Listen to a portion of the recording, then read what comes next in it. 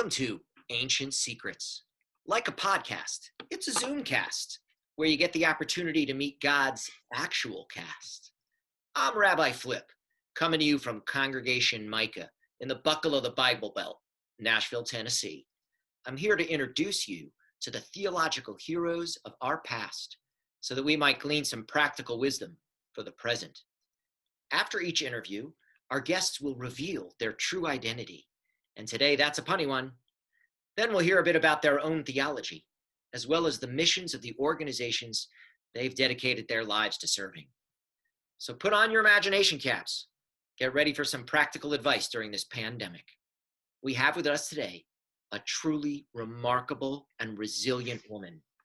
As a child, she had everything taken from her: her parents, her freedom, her innocence. Life was stacked against her, given her religion, her gender, her circumstance. She began her life as powerless and invisible, and yet she rose to become a pivotal, formidable heroine of the Jewish people, who stood up, arguably, to one of the first recorded anti-Semites. In persuading her husband to retract an order calling for the annihilation of the Jewish people, she saved us all. A woman whose name has secret meanings. Some say myrtle. Other scholars say her name means star. Here to reveal the truth, the former Persian Queen Esther. What you want, what you need, RESPCT, find out what it means to me, K''VOD, respect. Esther, welcome to the program. We're always honored to have someone with such star power. Thank you so much for having me. So, what is the deal with your name? The name Esther is a Hebrew derivative of hiding. It refers to the fact that I chose to hide my true identity for a while. Oh, sort of like Superman. More like because of anti-Semitism. I thought you would understand since they are shooting at Jews in America in the 21st century. Yeah, it was dangerous back then too. Yes, in Persia, some folks would literally carry their Judaism in their names. Goldberg, Weinstein, Abramson. Other folks chose to wear jewelry with Jewish stars or even wore mezuzahs around their necks. Then there were some of us who just chose to keep our heads down. And in winning that beauty contest to become queen, you chose to conceal your Jewish identity? It's not something I'm proud of per se, but we shouldn't judge each other for how we express our Judaism. Plus, it seems you suspected that someone like the evil king's minister, evil minister, Haman, someone was going to persuade the king to try to rid the empire of its Jews? One of the oldest canards of anti-Semitism is that Jews are different and therefore not to be tolerated. So yes, I had a destiny moment, but it was my uncle Mordecai who persuaded me to reveal my identity. Hello, Jewish guilt. Still in the space of one chapter, I went from being an object in the story of my life to its subject, from a pretty face to an empowered, courageous leader. And this was a millennia ago. Very powerful that you were willing to sacrifice your life for a higher cause. Look, what was at stake was more than my personal dignity or even my own survival. I did it for the fate of an entire, vulnerable, powerless population. Mind blow. That's a powerful message for this pandemic. Making sacrifice for the sake of others, for the vulnerable. Esther, in giving a voice to the voiceless, you make a strong case for social distancing. It's hard. We Jews like to gather. It feeds us. But currently, and only temporarily, the center of the Jewish community is now at home, but you can still stay connected. Home. We've all been spending a lot of time there. But I'm curious, even though you and your family were granted freedom to return to Israel, you chose to stay in exile, in the diaspora, rather than go back to Jerusalem after the Babylonian exile. Do Do you regret that decision? Rabbi Flip, that was not my decision to make. My grandparents would never have survived the journey, for they died shortly before my parents. May they all rest in peace. My guardian, Uncle Mort, would have been the one to suggest returning, but our fate was for another purpose. You mentioned earlier Jewish names: Harvey Weinstein, Jeffrey Epstein. The list of Jewish men who have harassed and abused women seems to keep growing. Men seeing women as objects rather than subjects in the story, as you put it. Will it ever be different? I certainly hope so. With each new case, I feel a profound sense of relief and a good dose of remorse. Why didn't we stand up to this earlier? None of this is new, of course, just read my book. Reducing human beings to body parts to be complimented or criticized, touched or molested, stems from men having too much power and women having too little. It has long been the case. My predecessor, Vashti, exercised heroic courage in asserting a woman's dignity, but she was likely killed for standing up to male power. And so she didn't change the culture. Rather, she was its victim. I too was chosen to be queen for my looks, but when I needed to, I seized the power I had and helped the Jewish people. In many ways, it is like all of those healthcare workers on the front lines of this pandemic. My message for them is, who knows, perhaps you have come to your positions for such a time as this. All of your training, all of it to help others, and it is being tested. I rose to the challenge. Thank you, doctors, nurses, first responders, all of the healthcare workers who are doing the same. Yes, a big shout out to all those on the front lines fighting this pandemic. Very inspiring work. And you, Esther, inspired others to speak up. It's finally changing the future narrative for girls and women. I was proud to see the Olympic gymnast Ali Reisman face Larry Nassar in a courtroom and say, I have both power and voice. And my guess is that she is only beginning to use them both. That was an Esther moment for sure. Hey, most traditionally observant Jews believe that God sort of used both you and Mordecai to deliver the Jewish people from obliteration. Do you have any final advice to give to everyone about surviving this coronavirus pandemic?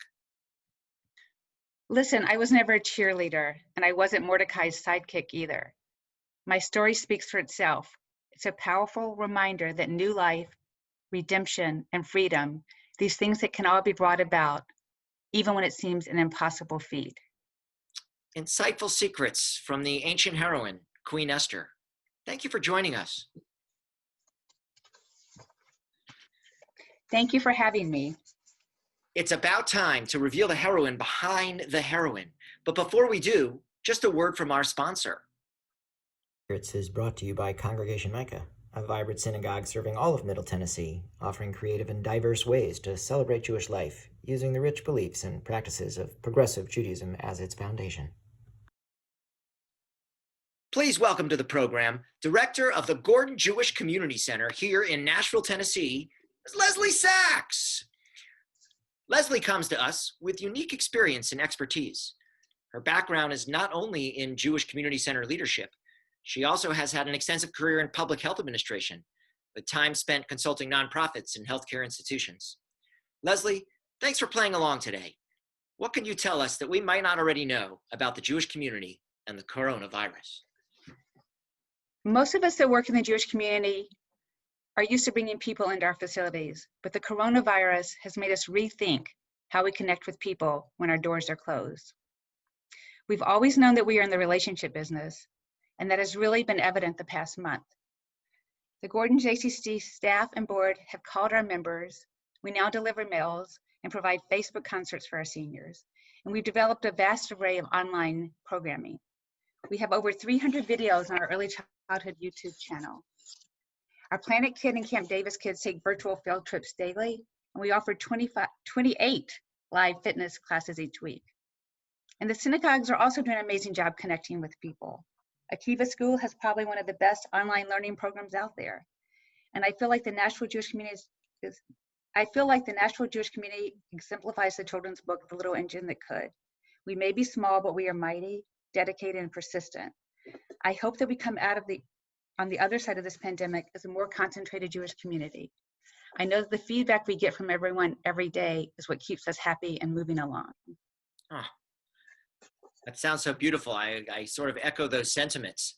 I'm curious, like, how did you get involved in Jewish communal work? Like, why is it that you're the director of the JCC? The way I usually put it is, what gets you out of bed in the morning? So what gets me out of the bed in the morning is what the JCC represents. I grew up in Selma, Alabama, and like Esther, I hid my Judaism. I wasn't very forthcoming about it. And the first time I walked into the JCC preschool in Cincinnati, I realized I felt at home in my own skin, just doing ordinary things. I wasn't in Sunday school, I wasn't praying, but yet I felt immensely and proud of being Jewish. And because of that, I got hooked on the JCC movement. And then a couple of directors tapped me along the way to be on the board and then to move into the Jewish communal work. So I tried to move away from it for a while in healthcare, and then I came right back. So what keeps me up at night is making sure that we stay relevant. As the Jewish community becomes more assimilated, how does the JCC become relevant through our programming? And we do great programming inside our walls or on our campus. Our camp is great, our early childhood is great, our fitness is great, and we have to be top quality programs, but how do we portray that onto the community? And so we started doing a lot more community programs like the Jewish Food Festival and Kosher Hot Chicken and Under One Roof, which I'm immensely proud of. And then during this coronavirus, what keeps me up at night is we have 200 employees. How do I keep them fed and their rent paid? And they are working hard to continue to reach out to our community, and we want to make sure they get paid. So that's my biggest keep me up at night. And then this week it's been, how do we start to move towards normal, and what does that new normal mean? Mm-hmm. All relevant points, definitely. Is there anything else you want to tell us about the JCC here, the Gordon Jewish Community Center specifically? I think the one thing that I love about the JCC and the one here is that we invite everyone to come in, Jews and non-Jews. And the Jews are all denominations, from Orthodox to those that are just Jewish, that just want to engage in be able to be in a Jewish environment. And we see that as newcomers come to town. And then our non-Jewish members learn about Judaism. They learn our traditions and values. And I hope that helps fight future anti-Semitism. I think that's a powerful role we play in these small southern towns. So I think the biggest thing we want to do is just keep people engaged and healthy and happy. And so we're hoping that we're doing that now. Yeah, I think you guys are doing excellent stuff. We are, of course, on your list. We're happy to send people your way. The more digital content that people have, I think the more pleased that they are with staying connected. Anything else you want to share just about life, the pandemic, your time in the medical field, or no? I think we're all struggling with being home, and I think the emotional side effects of this are going to last for a while. And we are now looking into how can we provide emotional support through some online programming as well. I know you've done a meditation class, and there are lots more out there. So I think that's important to know, is how are we going to get out of this? And I think the scary part is just the unknown, what we don't know. And so as we learn more details, then hopefully we'll all feel a little more comfortable coming back into the real world. Leslie, we are so pleased at Congregation Micah that you have been willing to take some time to share a little bit about more who you are and why you do what you do and everything that the Gordon Jewish Community Center has to offer, all while educating us about one of the great figures in Judaism, one of my heroes, Esther, Queen Esther, the heroine. So may you go from strength to strength. Thank you so much. I feel very flattered to be included.